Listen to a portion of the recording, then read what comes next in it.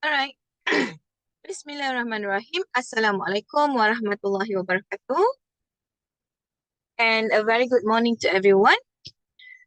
So inshallah, uh, we have our 1 hour session topik SK Metric untuk Year 4 Bahasa Inggeris. Okay, so kalau tengok di sini kita hampir kepada 100, menghampiri 180 orang. Okay, sekarang saja dah 170 lebih insyaAllah. So insyaAllah kita akan kongsikan sedikit sebanyak info tentang format peperiksaan because you are going to sit for this exam just around the corner. The exam is just around the corner.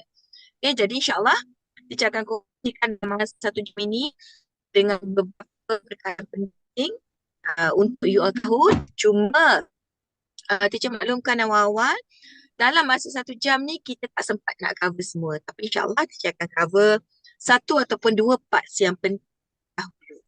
Sebab ini adalah sesi pengenalan. Kelas pengenalan metrik bahasa Inggeris tahun 4. Okay, so kita teruskan. Kejap ya. First of all, who am I? Bila you nak belajar dengan teacher, of course, you kena tahu siapa teacher. Okay? But before that, can you turn on the camera? Sebab for my class, I love to see all the faces. I want to see all the faces here. Because we have almost 190 dah. Sekarang kita ada menghampiri 190. Okay, ada parents yang dengar pun bagus. No problem. Sebab I nampak ada yang Vivo V2427, right? Mak ni yang ada mendengar. Depan teacher ni ada nampak gambar mak dia. It's okay, no problem. Okay, it's quite good if parents also involved with us. Sekurang-kurangnya parent pun tahu apa perkembangan dan apa persediaan yang perlu untuk anak-anak. Alright? Okay, so first of all, you need to know me. Okay, for now, current class, I'm teaching for year 4. Okay, and who am I? My name is Nur Azlin binti Abdul Aziz. Normally people will call me Teacher Lin. Very short and simple. And I think it's quite easy for you to remember my name. And I have about 24 years of teaching experience, specifically in English. Kita menghampir 24 tahun mengajar dan menjurus kepada bahasa Inggeris. Yang parent join nak course. Oh, yeah, parents yang join course anak school today. Oh, okay, tak apa, no problem. That's why bagus. Saya suka kalau ada parent yang dengar sebelah anak pun sangat bagus. Sangat bagus. Okay, no problem. Saya alu-alukan kedatangan parent. At least parent pun tahu siapa saya, siapa pengajar untuk ibu, dan juga parent tahu sebanyak perkembangan yang perlu anak-anak tahu. Okay, then I got my master from University Malaya around 2017, and currently I'm pursuing my study for my PhD in TESOL. And I'm also one of the primary teacher in Perak Tengah, module writer, examiner and speaker. Putus-putus? Yang lain boleh dengar suara dengan jelas tak? Ke Mariam saja? Boleh respon tak dekat meeting chat? Boleh teacher clear. Boleh ya? Thank you very much. Boleh. Sebab kita pun berjalan dalam kereta ni sebab I'm going to Jalan Hulu. So I'm do the class in my car. Okay, so the next one. Okay, just a little bit about me. So basically we just know about this format dalam pertengahan tahun ini. So orang kata agak critical. These are the critical times. You only have about 3 months from now because you are going to sit for this exam in bulan Oktober. You are going to sit for this exam in October. So that's why keadaan sekarang adalah sangat-sangat critical. So you kena tumpukan perhatian betul-betul. Kena tumpukan perhatian betul-betul supaya apa sahaja pendedahan yang perkongsian yang kita berikan hari ini memberi sedikit sebanyak info kepada you all. So as you know, we are going to look at for bahasa Inggeris. Okay, this is the specification. Okay, first, jenis instrument. Yes, you are going to sit for ujian bertulis. There are reading part, there are writing part. Okay, yes, waalaikumsalam, welcome. Okay, and then you have varieties of item to be tested. Okay, so number 1, you have the OAP. We call it as aneka pilihan. Ini agak mudah. Pada saya, pada teacher, bahagian aneka pilihan ni masih mudah untuk you nak score markah. Right? And pelbagai bentuk. We call it as OPB. Okay, and then the next one is subject response terhad, SRTD. Ini the very short answer. You need to get short answer. And the last one is respon terbuka. Ini kita panggilkan macam jawapan open-ended. Okay, ada yang close, ada yang terbuka, where you need to give your own opinion, your suggestion. Itu terbuka. Means there is no right or wrong, but we need to look at the logical answer. Okay? And bilangan soalan. Ini pendedahan yang mungkin ada juga. Sebab ada parent yang masih mungkin tak berapa clear tentang pecahan-pecahan. So, di sini saya kongsikan juga. Okay, untuk pecahan-pecahan ini. First, we have, kalau dulu WASA, kita train pelajar. I also do the same thing. Okay. Kita train pelajar dengan format WASA. Sebab kita merasakan ianya tak jauh daripada WASA. WASA, we have 7 parts. Kita ada 7 bahagian. 2 bahagian melibatkan karangan. Part 6 and 7. But in metric, you only have 6 saja. 6 part. Kita hanya ada 6 bahagian. The first one, bahagian pertama, lexicographer. Ini kita boleh katakan ianya menyeluruh. Sangat menyeluruh. Dia akan tanya you tentang nouns, tentang grammar, tentang vocab. Okay, yang mana yang baru join, please mute yourself supaya ini tidak mengganggu orang-orang lain ataupun ahli-ahli lain yang berada dalam kelas ni. Okay. So, lexical grammar, kalau dulu kita rasakan, alah grammar ni sikit je. Bahagian pertama akan sangat menguji anak-anak untuk lexical grammar. With or without graphic. Ada bahagian yang akan ada bagi grafik, ada yang tak ada. But a very short text. Very simple. Kat sini sebenarnya, I have to train my student to get marks from the start. Kena dapat markah. Kena score markah. Alright. Dan bahagian kedua, 7 marks. Okay, 7 marks. Okay, this one, short text. Lexico tu apa sekejap lagi. This one I explain dulu. Ini yang diberikan oleh pihak kementerian. Okay. So, the next one is short text. You will get a very short text. Okay. And then you need to answer. You need to answer that one. Okay. The third one, bahagian yang ketiga. Linear text comprehension with open-ended question. Okay, linear text comprehension. Pun kita akan tengok sekejap lagi. Macam mana linear text. We have linear text, we have non-linear text. But for bahagian ketiga, dia akan bagi you linear text. Comprehension. When we talk about comprehension, bila kita bercakap tentang comprehension, you cannot run away from reading. Read. You need to read a lot. You need to read a lot. Dekat sini pelajar tak boleh nak skip. Malaslah nak baca, terus jawab. No. You will lose your mark. Nanti awak akan kehilangan banyak markah.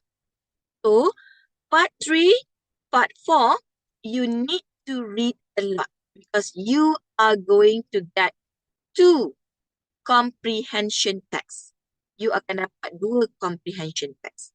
Right? Okay. The next one, part 5. Part 5 is word completion. Ini sama dalam puasa kita. Bahagian mana? Which part?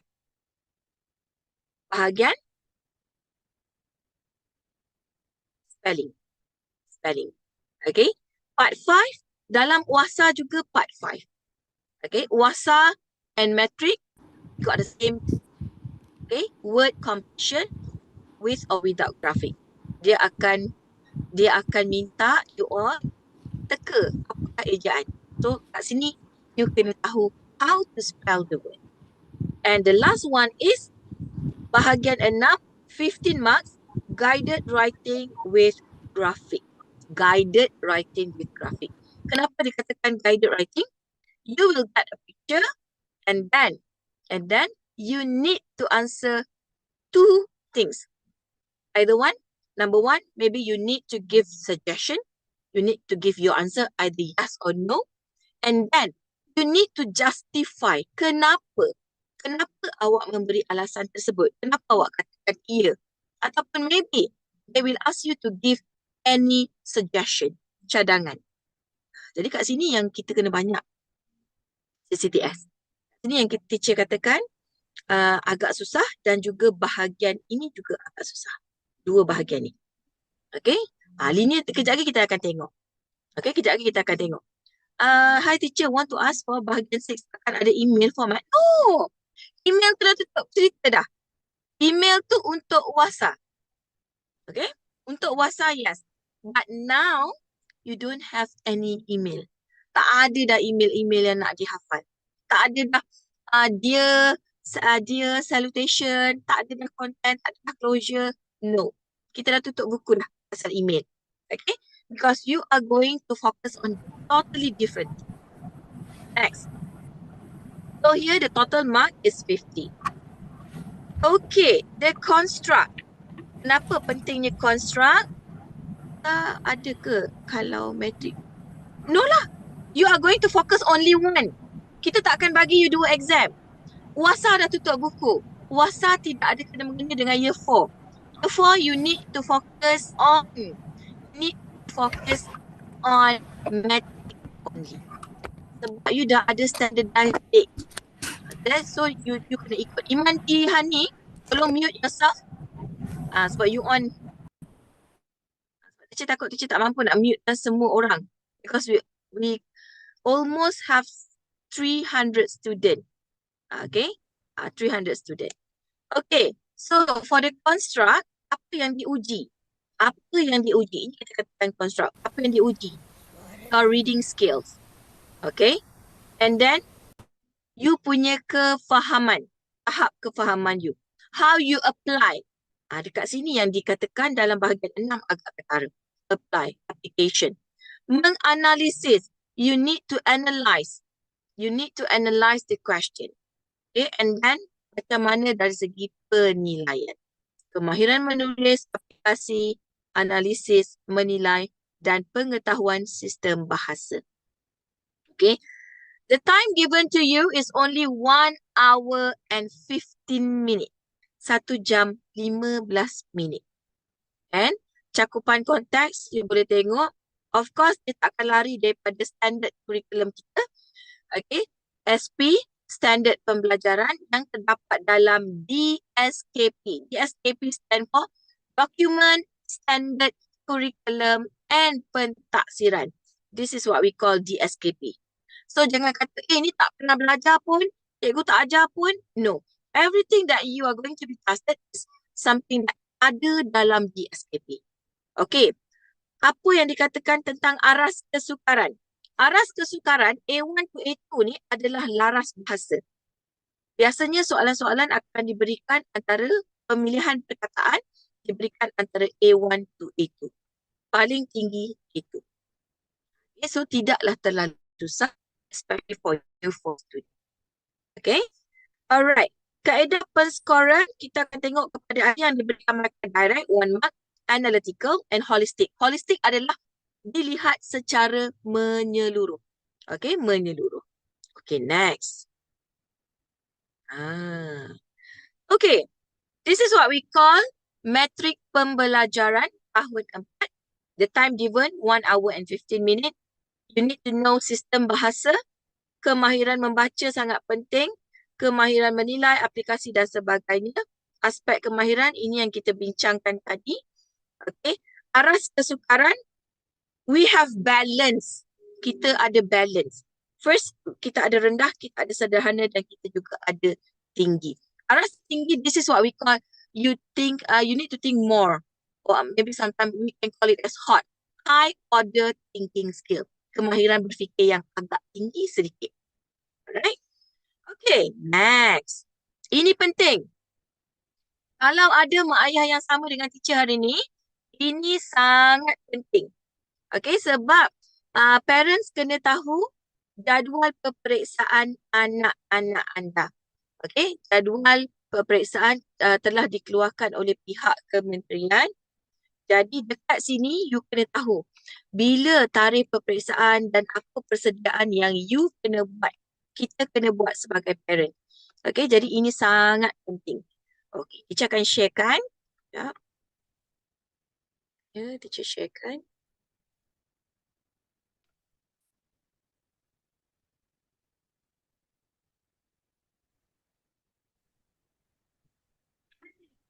Okay. Siapa yang tak mute tu? Siapa yang tak mute? Siapa yang tak Wan Salwani.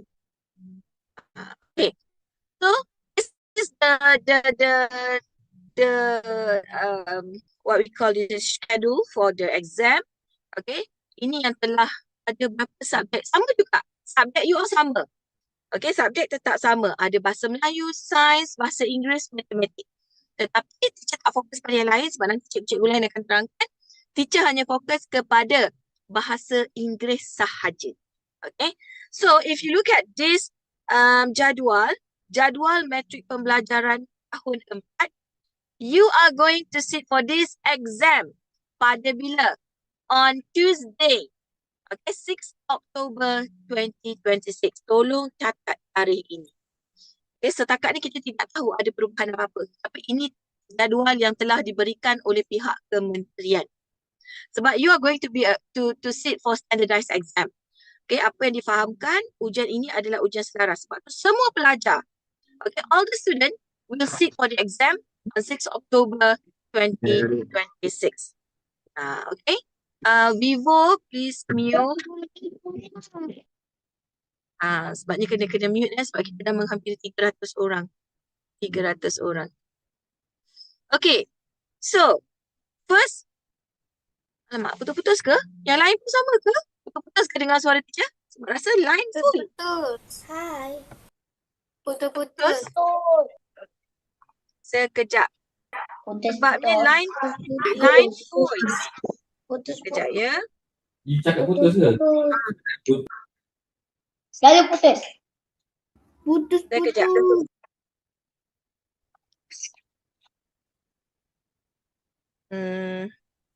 Ya.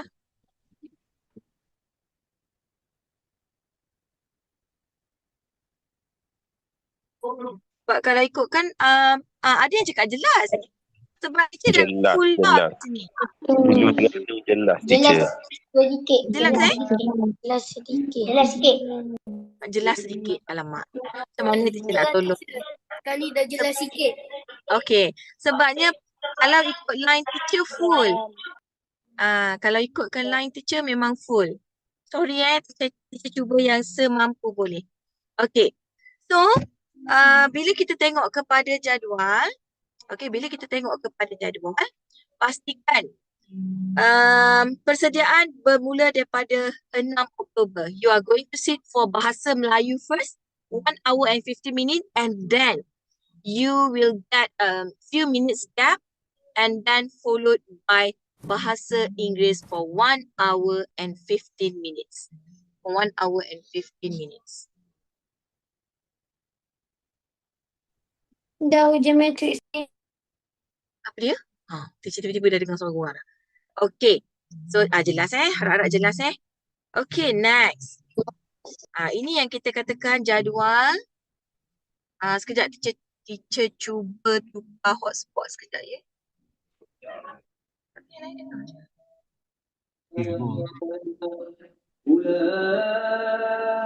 Tu siapa tolong mute. Tolong mute supaya tak mengganggu orang lain. Okay. Yang lain jelas So kita teruskan Okay, dah jelas hopefully. Okay. Untuk jadual metrik pembelajaran tahun 4, ini yang kita bincangkan tadi. So I don't have to go through for this question again. Okay. So remember, you are not going to sit for 7 parts. Okay. Puasa.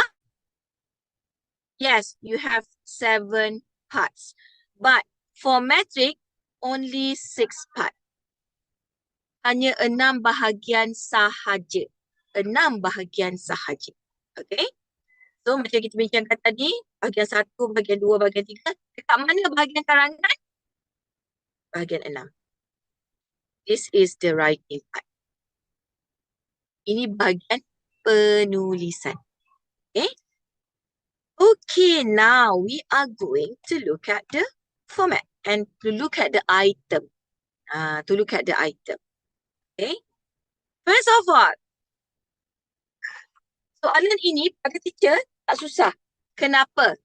Dalam puasa kita dah train you all. Semua cikgu dah train para pelajar untuk bahagian ini. Kenapa teacher ada dengar suara Zil, did you open your mic just now? Diambil dari tahun berapa? Okey, soalan, kalau ni kita akan tengok daripada semua. Ada apa yang you dah belajar masa year 3, masa year 2. Tapi benda tu kan mudah. Kalau bahasa Inggeris, not too difficult. Because dalam pembelajaran, sebab language sama je dengan bahasa Melayu.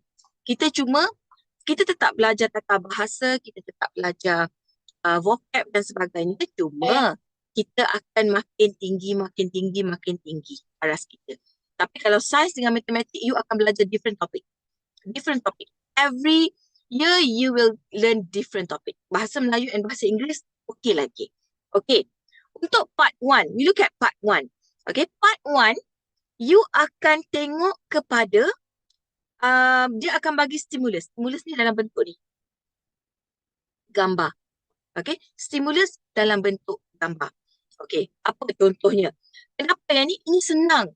You tak tahu vocab kan? Very simple. Okay, kenapa soalan ini bertanya tentang preposition? Where should Ali put his book? Did you see any book? No. Kita tak nampak buku kan? Betul? But you need to think. Kalau kita ada buku, where you want to put the book? Is it under the table? Is it on? Or is it beside? Of course, you need kena tahu On. kat sini. Yes, the answer should be on. Ini jelas. On. Sebab tu teacher kata, teacher sangat selalu cakap dengan my student, please score part 1. Part 1, kalau ada 10 soalan, 10 you kena score. Kalau ada 7 soalan, 7 you kena score. Jangan buang markah. Sebab dekat sini you boleh score. So kalau mak ayah yang ada ikuti dengan teacher hari ni pun, ingatkan anak-anak, bahagian pertama, part 1. Part 1 tak boleh rugi markah. Sebab nanti kita akan risau. Anak-anak akan ada masalah dekat bahagian comprehension and writing. Sebab tu bahagian-bahagian yang mudah, please score. Jangan buang markah. Jangan buang markah dekat bahagian ini. Okay. So, kat sini, you kena kenal pasti and you kena identify what is the best, because this question is asking you about preposition. Okay. Sebab tu teacher katakan, dalam bahasa Inggeris, sekarang pelajar kena sangat menguasai grammar. Okay. Grammar and vocab. Dua benda ni sangat penting. Sangat penting. Okay. Maybe some of you feel that it's quite easy. Maybe some of you feel that it's quite easy. Okay, alamak. Soalan ni senang lah teacher. Very easy. Okay, very easy. Anda Mazlina Hazizi, mute yourself. Okay, tolong yang mana tak ada apa-apa ni, tolong mute supaya tak mengganggu, dengar suara bebek-bebek kat belakang ke, dengar suara adik main ke, kita tak nak ganggu Okay. Then, kenapa pentingnya? Okay, dah ke? Dah boleh bertenang ke? Yang mana nama tak tahu tu? Okay. So, kita kena tahu why it is important for you. It is very important for you to get grammar and vocab. Okay, kena sangat menguasai. You kena sangat menguasai. Okay, but maybe some of you feel that it's quite easy. Alah, soalan ni senang teacher.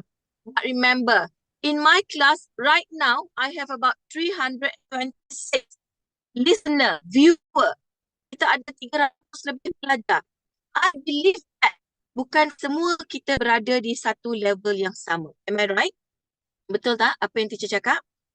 Okay. Tak semua orang terror. Tak semua orang boleh score A direct. Okay. So that's why kita try. We try to cater all needs. Kita cuba nak memahami, nak membantu semua pelajar. Kalau teacher pun, I always tell my student, I need to use dual languages. Why? Because I want all my students to understand. Teacher nak semua pelajar faham. Dapat. Sebab you masuk kelas, kalau you masuk kelas tuition, sebab you tak berapa faham. Tapi bila you masuk kelas tuition, you masih tak faham. It's my fault. Okay, it's my fault. That's why kita nak semua pelajar faham dan saya akan bantu macam mana you nak faham pada soalan. Okay, now we move to question 2. Okay, we move to question 2 here. Memahami, mengenal dan mengecam perkataan. My father, his motorbike to school every day. Okay, first, motorbike. Every day, setiap hari. Motorbike. Of course, do we cycle our motorbike? No. Because we are talking about motorbike. Okay, are you going to drive your motorbike? No. Because drive is for car. Cycle is for bicycle. So, the best answer is A. Okay. Bagus. Yang mana yang share jawapan? Okay, it's okay. No problem. Very good. Okay. Sebabnya you respond dan you mendengar dan you cuba faham. Very good. Teacher tak ada masalah. Janji you tengok kepada apa yang kita bincangkan, you bagi respon. No problem. Alright.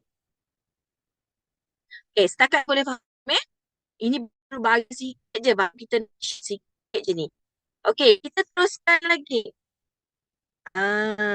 Now, you will get a longer text. You dapat sedikit pertambahan. Okay, you dapat sedikit pertambahan dekat situ. Kenapa? Okay, kita tengok kepada soalan. Because you need to read. Now, you need to read. Tadi kita baca sikit je. Now, you need to read. Sebab tadi saya kata, untuk matrik, you tak boleh ada big M. Tak boleh ada malas. You need to read. Okay, we look at question, this question.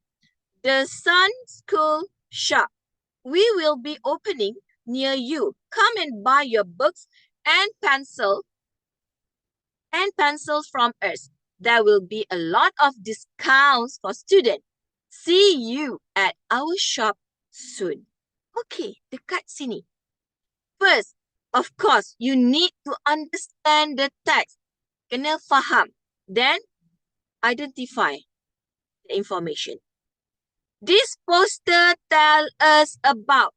Dekat sini kadang-kadang pelajar malas nak baca, dia akan tembak je. Dia akan tembak je. Sebab where the shop is, what the shop sells, when the shop open. So what is the best answer here? Ramai. Tak payah salin. You hari ni you dengar je. Jangan salin. Tak payah salin. Tapi kalau ada information yang penting, baru you salin. Yang ni kita buat sama-sama. Alright? Okay. So, bila kita tengok, first you will look at the title. The Sun School Shop. Come and buy your books and pencil from us. What is the main point from this notice ataupun message? Apa yang penting? Adalah ni. Come and buy your books and pencil from us. So, do we think that we want to know where the shop is? No. Okay. What the shop sells or when the shop open? Dia memang cakap, see you at our shop soon. Soon. Not sure yet. But here, what the shop sells. The most important thing, kita akan tahu. Bila kita nak pergi kedai, dia jual apa? Dia jual apa? What the shop sells. Okay, next. Move to the next question. Bahagian ketiga. Bahagian ketiga, nampak tak? Sebab tu teacher kata bahagian ketiga, you kena banyak membaca. Lagi banyak baca. Bahagian ketiga. So, Mak Ayah, kalau ada yang join, kita kena sentiasa pastikan minta anak-anak baca. Baca. Kalau you tak baca, of course, you tak akan boleh menjawab part 3. Okay. So, kadang-kadang betul. Bukan ini je. Ramai pelajar yang malas. Malas nak baca. Dia mengelak. Tupah. Semua di sini tupah kan? Okay. Jadi, we look at this one. Listen, Wooly, listen. Okay. I'm giving you 2 minutes. Kita bagi you all masa 2 minit untuk membaca. Read silently. We call it as read silently. Okay. Read silently and try to think about the answer. If you have a blank paper or any notebook, you can write your answer. Teacher bagi 2 minit masa bertenang untuk membaca. Jangan share lagi. Tunggu dulu. Read first. Baca dulu. Okay, listen, Wooly, listen. Missy the mouse enjoys planting vegetables. Okay. Remember the correct pronunciation to pronounce this word is not vegetable. Vegetable. No. Okay. Vegetable. Vegetable. Okay. Missy the mouse enjoys planting vegetables. She has chilies, tomatoes, and carrots in her garden. Her son, Matt, put the vegetable in a big bag and carries them to the market every morning. After that, Matt helps to sell the vegetables. Wooly, the sheep, walks into the garden. He sees Matt is helping Missy to pick up tomatoes. Wooly is hungry. He sees the green chilies and wants to eat them. Missy tells him not to, but he doesn't listen. He eats them. Ayash Izzuddin. Ayash Izzuddin, can you read the next one? Kita nak bagi peluang pada Ayash Izzuddin. Can you read from here to here? Okay, open your mic. Buka mic dulu. Ayash, you can open your mic first. Okay, go. Wooly. Wooly hurts his mouth and cries in pain. He sees a big lake and jumps into it. Drink water. Wooly cannot swim, so he asks for help. Matt quickly runs to the lake and save him. Wooly is sorry and say He say say he. listen to Missy. Okay, thank you, Ayash. Alright. This one also. Sometimes student agak susah nak menyebut. Okay, should. Should. It sounds like S-H-U-D. Should. Should. This one, listen. Silent T. Listen. Sounds like listen. Listen. Okay, silent T. Listen. He is sorry for he says he should listen to Missy. Okay. So when you get this kind of passage or text, bila you dapat petikan macam ni, we look at the question. Choose one word from the text and write your answer in the blank. Wooly ate the chili with we are talking about the chilies. So, and then it's mentioned about the color. So what do you think? What is the color? How you want to find this one? What is the color? He sees the green chilies and wants to eat them. Okay, so the answer here, green. Okay, satu. Kalau teacher, I always ask my student, first, read the text. Read the text. Second, read the question. Okay, read the question. Third, underline the answer. Garis dulu jawapan dalam petikan. Number 4, then you can write the answer. Okay, itu teknik, cara. Jangan ambil mudah. Kalau you tak buat these 4 things, 4 steps, sometimes you will get wrong answers. Okay, next. Do you think Matt is a good mouse? And why? Ini kita katakan double stamp question. Kenapa double stamp? There are 2 questions in one. Kat sini mak ayah, yang saya katakan, I would say sometimes student agak susah nak jawab. Sebab ini sebenarnya menghampiri sedikit sebanyak format yang sebelum ni. Sezaman UPSR dulu. Zaman UPSR dulu. Okay? So kenapa? First, saja kena jawab, do you think Matt is a good mouse? So jawapan dia sama ada yes or no. Yes or no. Okay? So, bila kita tengok dekat sini, yes or no, do you think Matt is a good mouse? Yes. Do you think Matt is a good mouse? Yes or no? So dekat sini yang kita nak jawab. Anak-anak kena tahu jawab. Nak jawab apa? Ya ke tidak? Jangan tak jawab. Sebab soalan yang pertama, you kena jawab dulu.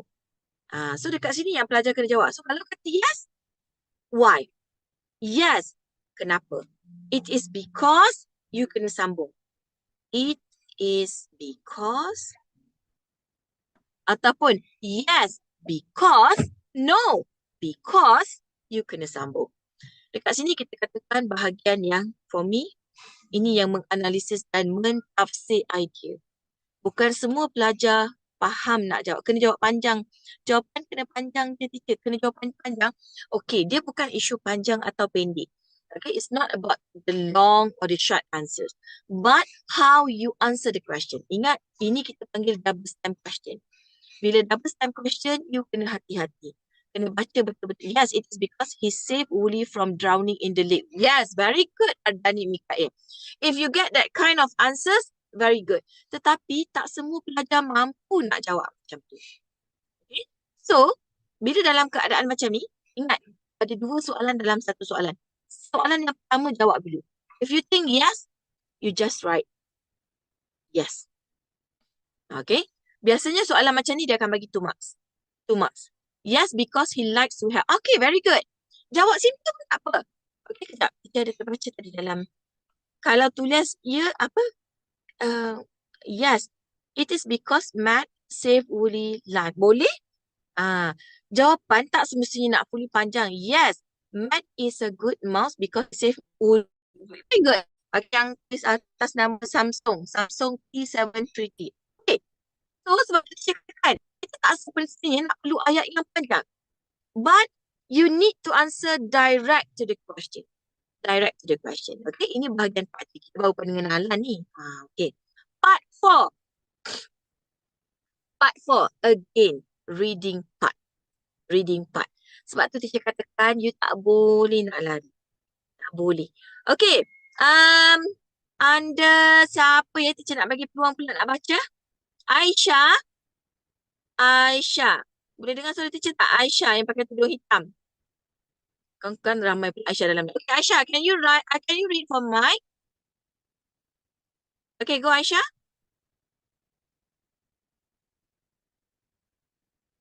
Yes, Aisyah. Mike Okay, go. loves playing football. Alamak, He Aisyah mana ni? wants Okay. to be a famous football player on one day.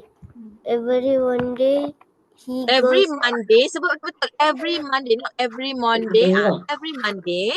every Monday he goes for football practice on the school field with his friends. On Yang lain Thursday, tolong mute ya sebab teacher ada dengar sekejap Aisyah. Ada yang membaca juga. Yang lain tolong mute. Okay. Oh, Aisyah. on Thursday he goes jogging with his brother at the park. There is a big pool near Mike's house. Mike wants to learn swimming, so he goes on Friday. Alright. Thank you, Aisyah. Okay. The next one, teacher bagi pada Hasha. Yang lain tolong mute ya sebabnya dia tanya nak makan mi ke apa ke. Alamak, I dengar suara mak tanya nak makan mi. So tolong mute yourself. Okay, Hasha, go. Ya. Okay. Teacher, Oh, masa tu Kumar. dia yang bau sekali ke? Kumar. Kumar. Yes. Kumar likes to stay in his room to read storybooks. He loves to read about different places to travel. Places. Kumar has a notebook where he's write story about animals. He also likes to draw pictures. Alamak. sorry. Pictures of flower and cartoons. He puts all of the pictures on the wall in his room. Alright, very good. Okay, Is Arfan, can you go for Basir? Kita nak bagi juga. Okay, Is Arfan. Okay, go. Basir? Is Arfan? I can't hear you.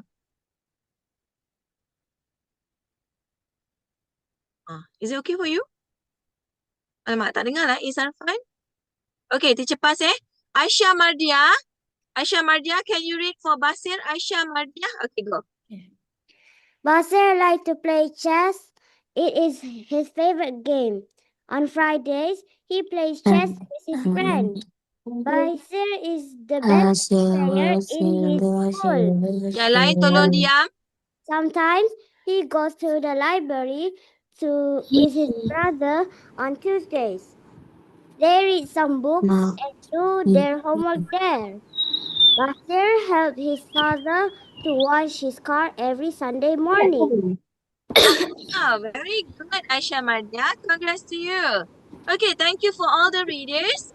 Okay, now kita bincang. Kita adakan sedikit perbincangan. Part 4. Again, ini juga bahagian yang quite tough for you. Okay, dekat sini juga yang you sangat penting. Kena tengok betul-betul how to get the answer, how to write the answer. Because bila masuk lagi ke bahagian depan, dia akan jadi lebih sedikit susah. Okay. Kita tengok who you want to be friends with. Pertama, you nak siapa jadi kawan you? Mike, Umar, or Basir?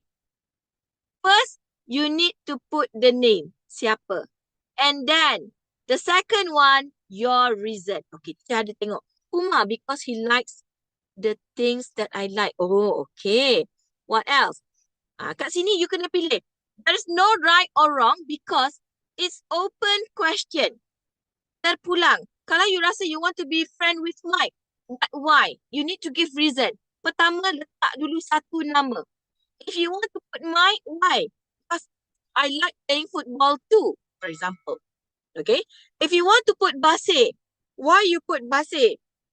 You want to be friend with. Kenapa? Basir, because he goes to the library to read some books and do his homework there. Okay, but what's the relation? What's the relation? Okay. Macam mana kita nak tahu kenapa?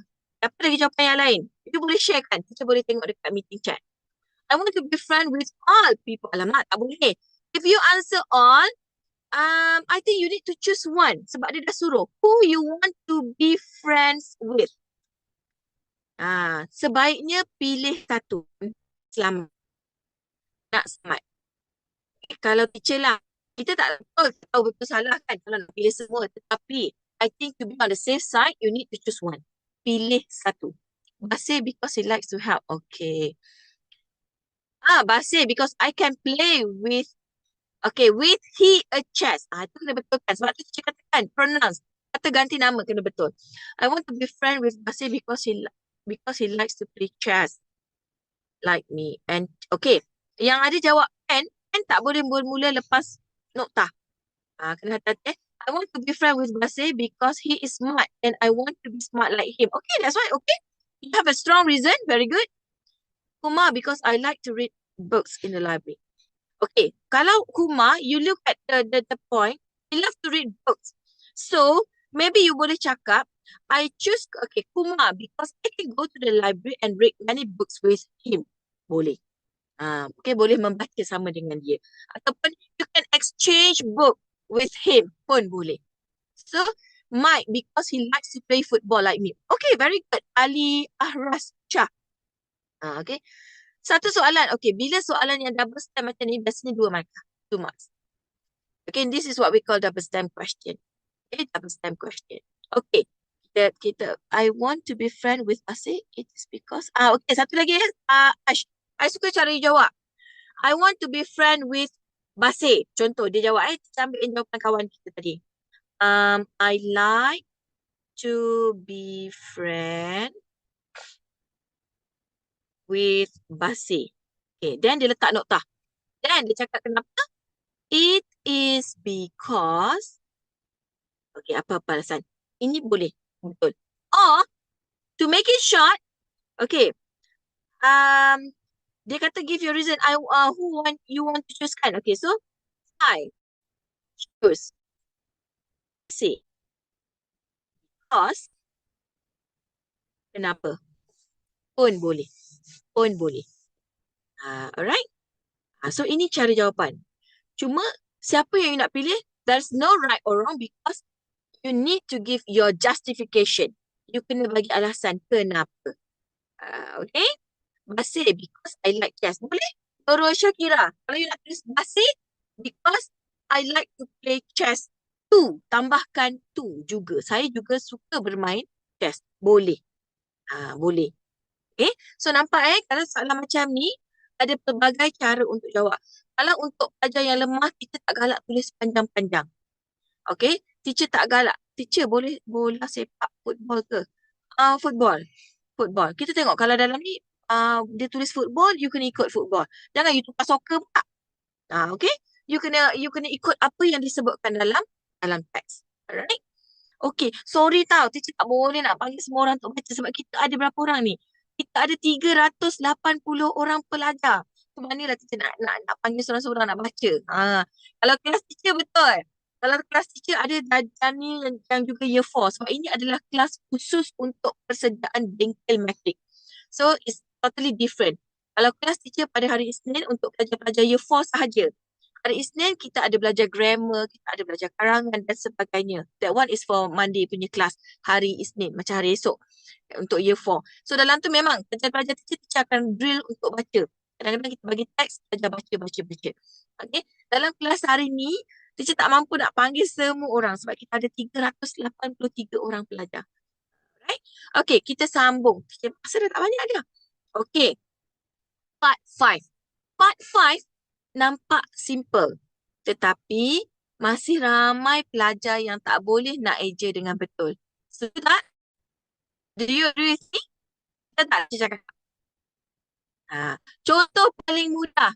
Pencil. Cuba ejakan untuk teacher. Type in the meeting chat. Pencil. Cuba typekan dekat meeting chat. Pencil. Sebab soalan inilah yang selalu kadang-kadang pelajar salah. Kenapa? Ada yang tulis PENCIL. PENSEL. Nampak mudah. Sekarang memanglah ramai yang terror sebab ada yang ikut atas kan. Tetapi ini antara yang kadang-kadang very simple thing. Tetapi pelajar salah. Back. Nampak? Ada yang PENCEL, ada yang parallelogram. Sama itu belum lagi. Kalau kena dengan shape, lagi susahkan. Okay. So part 5. Okay. Kita dah masuk kepada bahagian yang kelima. Part 5. Remember, you kena tahu tentang spelling. Kat sini latihan kena banyak. Okay. Spelling. Okay.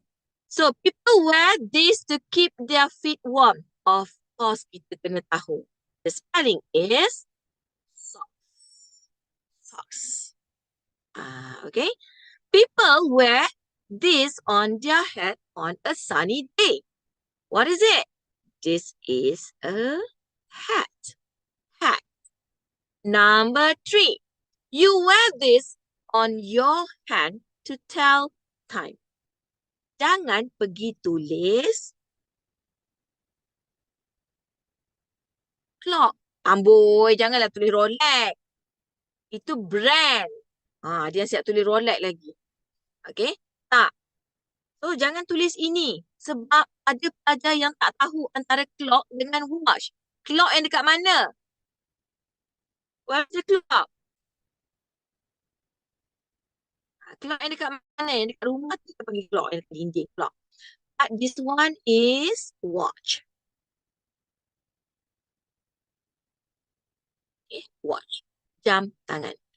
Okay, clock is on the wall. It's hanging on your wall. Okay, itu clock. Okay, next. Part 6. Dekat sini teacher kena explain. Okay, dekat sini. Kat sinilah untuk mak ayah for parents. Please. Part 6 is quite challenging for your kids. Okay, bahagian 6 dan juga ada teacher secara keseluruhan bahagian 6 ni juga adalah yang sangat mencabar because you kena menulis. Kalau sebelum ni kita drills you dengan email. Pelajar kita dah ramai, dah master dah dalam email. But suddenly it's totally changed. Kalau sebelum ni you dah terror dah daripada darjah 3. Darjah 2, 3 dah ada. How to write an email, You need to have the salutation, you need to have the introduction, you need to have the content, closure, and last but not least, you have to have the what we call it as tanda tangan tu kan. Okay, so dekat situ kita dah drills you, kita dah sangat memberi you penekanan tentang email, but suddenly it's different. For this part 6, you kena menulis, but dia ada setengah tu kita menggunakan teknik Oreo. Kat sini ada banyak teknik kalau teacher pun ada banyak teknik. Ada yang menggunakan teknik tree. Okay, so kita ada banyak teknik dekat sini. Tetapi coming back to this question, you will get a picture like this. You akan dapat satu gambar, stimulus. Your friend invite you to go on a fun fair near your school next Saturday. Do you want to join your friend? Number 1, give 2 reasons. So here, you ada double stamp question, but you need to write it longer because there is a word limit that you need to achieve. Kena. Okay? Do you want to join your friend? So you need to answer yes. I want to join my friend. Okay? There are 2 reasons. Okay, ataupun first, kenapa you nak join? Kenapa you nak join pergi fun fair ni? Itu kena tahu. Kenapa nak join? Yang kedua, you kena ada 2 reason ni. Jangan bagi satu. Because 2 reason. 2 reason. So, if you get this question, what do you think? Kat sini, you kena jaga semua benda ni. You need to have the idea. Okay? And then coherent. Coherent ni ada kesinambungan dia. Communication, communicative achievement. There is coherent. Okay? And then organization. Macam mana? How you organize your sentence structure, your answers, your link, your justification. Semua kena masuk. And then, you need to look at the language. Tata bahasa, penggunaan kosakata, punctuation, huruf kecil, huruf besar. Semua you kena alert. Dekat situ. Okay. So, what are the reason? What are the 2 reason? Apa yang kita boleh katakan reason yang sesuai untuk menjawab soalan ini? Siapa yang dekat meeting chat kena fokus Kena fokus. Nanti teacher screenshot nanti ataupun admin screenshot nanti. Okay, alamak Pak Wan dengan Pak tu dah lama dah dekat depan. Explain how to use Oreo technique. Alamak, kita tak sempat. That's why saya katakan ini hanya kita bagi pengenalan. Untuk menulis ini, kita ada banyak tips. Kita ada teknik tree, kita ada teknik Oreo, kita ada banyak tips. How to answer this question. Okay, kita nak tengok. Okay, yes, I want to join my friend because it is fun. We can spend time together. Okay. Itu tak boleh. Samsung yang mana jawab tadi. Bila macam soalan ini, you kena tulis a little bit longer. A little bit longer. Okay. Kena lebih panjang menulis untuk soalan ini. Sebab ianya perlu penerangan dan you kena achieve the word limit. Paling kurang. Oreo ni adalah teknik. Ada teknik dia. Okay, teacher baca. Yes, sekejap ya. I would love to join my friends to the fun fair. There are 2 reasons. First reason is I like spending time with my friends. Second reason is I like to play the fun fair equipment. Peralatan. Is it peralatan? I think it will be very fun. It will be very fun when we go there. So, first you kena jawab, do you want to join? Yes or no? And then you need to give reason. This one is the reason. This one explanation. Okay. And then you need to make a conclusion. Okay. Justify balik. Okay. You make a conclusion for this. So itu penting penguasaan bahagian 6. Bahagian 6, yes. Kalau untuk mak ayah, kita boleh katakan bahagian ini agak mencabar anak-anak. Okay, bahagian 6 ni agak mencabar anak-anak.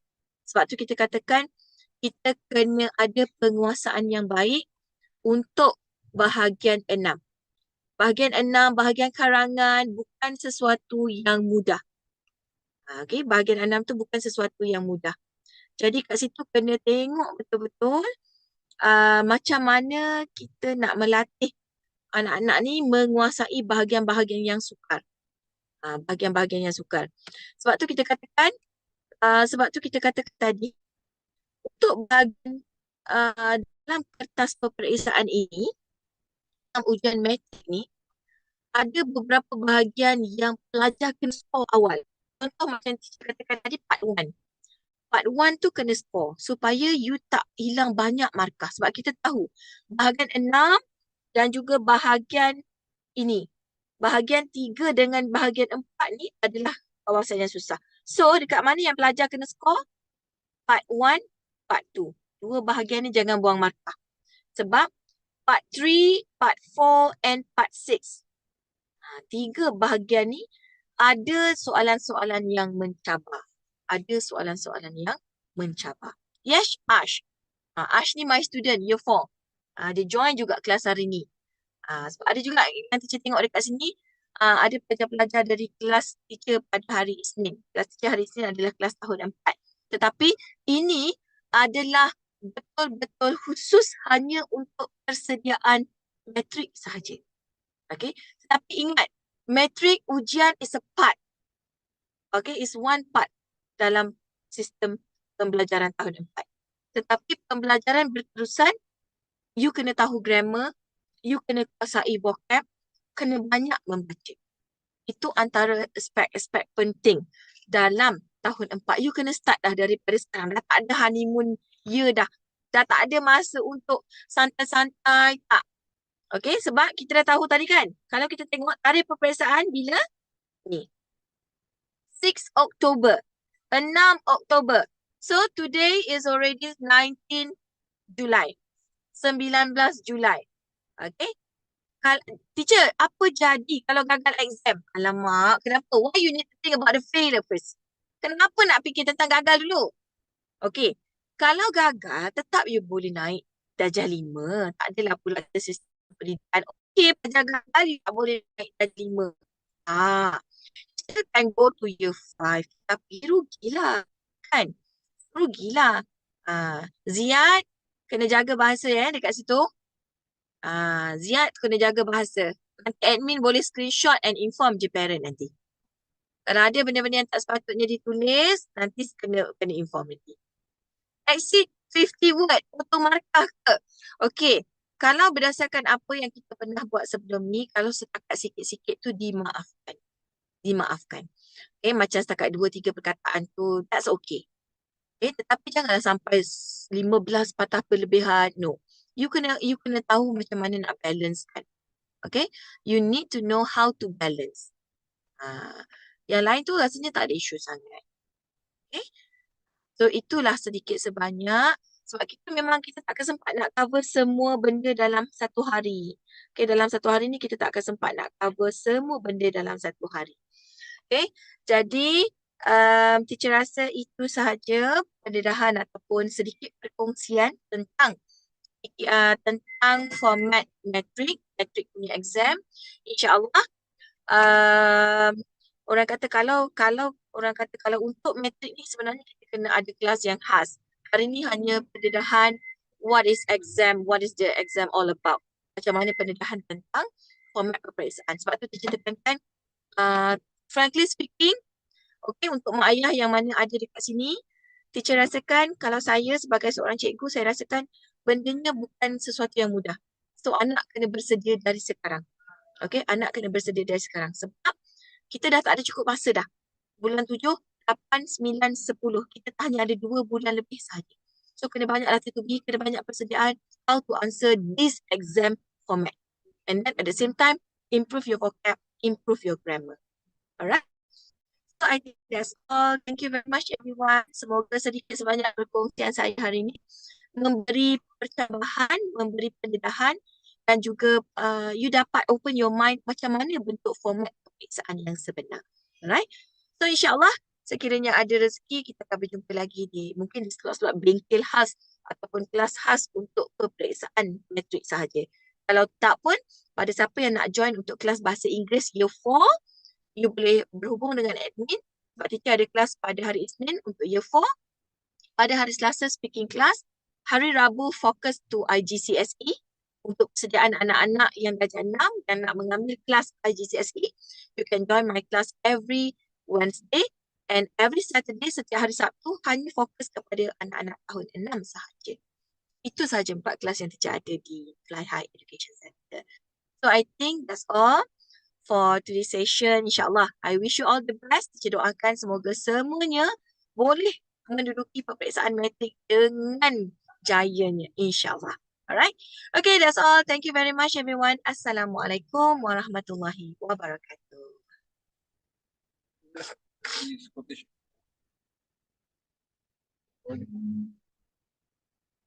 Baik, bismillahirrahmanirrahim. Assalamualaikum warahmatullahi wabarakatuh. Salam sejahtera semua. Apa khabar?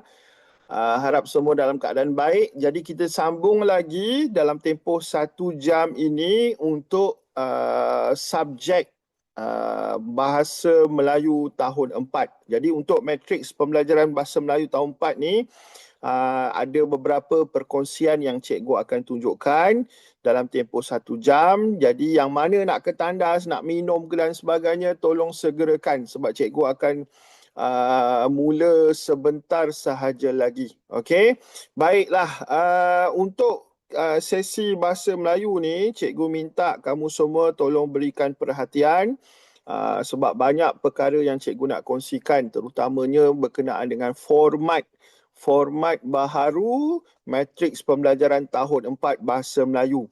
Jadi untuk kamu semua kena ingat bahawa mata pelajaran Bahasa Melayu ni dulu ada 2 kertas, tetapi sekarang dah jadi 1 sahaja.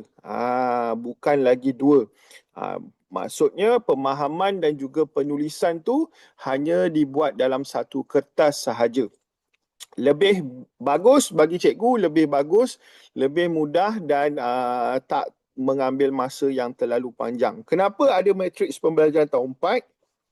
Bukan matriks pembelajaran tahun 4 ni adalah penilaian pentaksiran kognitif. Maksudnya kamu diberi kertas khas untuk menjawab sama seperti dalam peperiksaan, tetapi benefit dia, kebaikannya adalah kamu dapat orang kata berikan perhatian kepada kemahiran-kemahiran tertentu sebagai persediaan untuk melangkah masuk ke tahap 2. Tahap 2 ni silibusnya berbeza dengan tahap 1. Jadi bila mana kamu dapat jawab, cikgu sekolah akan lebih faham apa penambahbaikan yang perlu dilakukan untuk kamu. Bukan matriks pembelajaran tahun 4 ni kena dapat sekolah bagus, tak. Kamu masih berada di sekolah yang sama, di kelas yang sama apabila melangkah masuk tahun 5 nanti. Jadi dia tak ada orang kata kelebihan sampai nak dapat anugerah ke, sampai dapat kelas khas ke, sampai dapat sekolah yang bagus ke, tidak. Dia tak ada kaitan pun. Kamu cuma diberi ruang untuk membuat peperiksaan bagi membantu sekolah mengenal pasti apa intervensi yang perlu dilakukan untuk kamu semua. Jadi kelebihan dia, kamu boleh tunjukkan kemahiran kamu dan tunjukkan bahawa kamu benar-benar bersedia menguasai mata pelajaran Bahasa Melayu tersebut. Okey, baik. Semua dah masuk balik. Baik, kita ada sejam je. Jadi cikgu tunjukkan dahulu format yang ada pada kertas Bahasa Melayu matriks pembelajaran tahun 4. Okey, sekejap cikgu keluarkan muka cikgu dulu. Baiklah, untuk Bahasa Melayu kamu kena ingat. Pertama, yang cikgu cakap tadi, kamu semua akan jawab 1 kertas sahaja dalam tempoh berapa minit? 1 jam 15 minit. 1 jam 15 minit. Bezanya, kamu akan berada di satu tempat khas. Kalau peperiksaan biasa UASA ke PPT ke, kamu ambil dalam kelas, cikgu bagi kertas, kamu jawab. Tapi untuk Bahasa Melayu peperiksaan matriks pembelajaran tahun 4 ni, kamu akan berada di Dewan, cikgu rasa. Tempat khas. Sebab kamu akan diajar untuk mengambil peperiksaan sama seperti abang-abang kakak-kakak kamu yang mengambil SPM tu. Dia nakkan suasana yang berbeza, bukan suasana dalam kelas. Tak ada masa kamu nak pandang kiri, nak pandang kanan. Sebab aturannya mesti meja tu tersusun panjang, ada jarak yang sesuai kiri dan kanan, depan dan belakang. Sama macam abang kakak kamu yang ambil SPM. Yang kedua, kamu akan daftar. Peperiksaan ni berdaftar. Maksudnya apa? Kamu akan dapat slip peperiksaan, kamu akan dapat angka giliran. Angka giliran tu kamu akan gunakan untuk mengambil peperiksaan ini. Tak ada angka giliran, tak dibenarkan ambil peperiksaan. Nampak tak? Semuanya sama macam suasana SPM yang sebenar. Okey. Yang ketiga, kamu kena bersedialah. Kalau terlepas, contoh, cikgu, saya tak boleh datang hari ini, saya demam, saya tak boleh ambil exam hari tu. Tiba-tiba hari berkenaan, kamu tak boleh datang ke sekolah. Kamu demam. Okey, boleh ke ambil periksa ulangan? Itu terpulang kepada budi bicara pihak sekolah. Bagi cikgu, tak ada peperiksaan ulangan. Sebab semua satu Malaysia akan ambil peperiksaan matriks pembelajaran tahun 4 ni serentak satu Malaysia. Tak ada sekolah kamu ambil hari Selasa, sekolah yang sebelah ambil hari Rabu. Tak ada. Semuanya berjalan dengan serentak. Okay, so bilakah tarikh matriks pembelajaran tahun 4 ni? Exam kamu dah dapat dah tarikh dia. Dah tahu kan semua? 6 Oktober. Hari apa tu? Hari Selasa. Dan kertas pertama yang kamu akan ambil adalah kertas bahasa Melayu. So ingat, jangan kata cikgu, 6 Oktober tu saya tak boleh datang lah sebab mak saya ajak saya pergi berjalan ke Turki. Sukating kau je nak pergi berjalan. Nampak sangat tak ada tanggungjawab. Tak boleh kes macam tu, pihak sekolah kena bertegas. Tak ada kata nak bawa anak pergi berjalan ke, nak pergi bercuti ke, tak boleh.